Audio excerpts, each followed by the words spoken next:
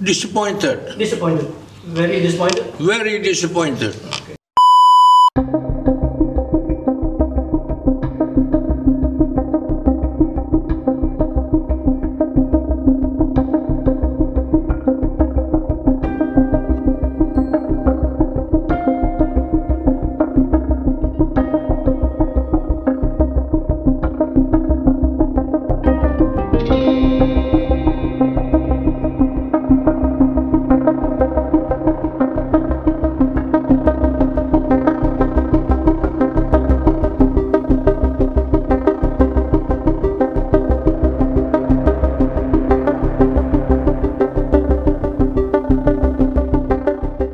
Kita memang telah membuat rancangan untuk berjumpa dengan raja-raja, membincangkan masalah yang kita hadapi sekarang ni.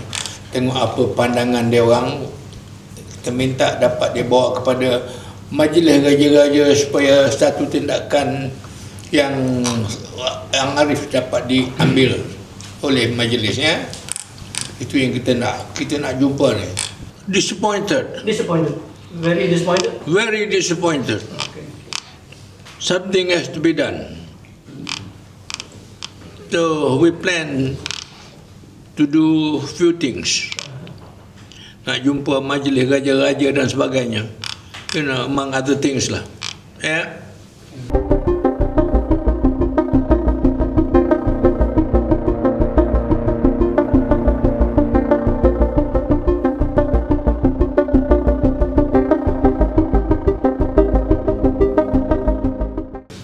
Kita tak tahulah apa akan jadi kepada negara kita kalau kita sudah ditakluk oleh Amerika Syarikat.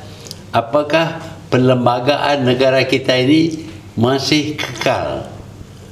Karena perlembagaan kita kata kita negara merdeka. Tetapi bila kita letak negara kita di bawah Amerika, apakah perlembagaan itu masih ada ataupun tidak? Ini perlembagaan ini termasuk kedudukan raja-raja. Kita ada raja-raja negeri, kita ada yang di-Pertuan Agong. Apa kedudukan mereka setelah Malaysia ini ditakluk oleh Amerika? Kerajaan yang ada sekarang ni menyerah negara kita kepada Amerika. Ini lebih dahsyat lagi daripada Malay Union. Kita dah serah negara kita. Tak boleh buat apa-apa tanpa bertanya kepada Amerika. It's all in the agreement.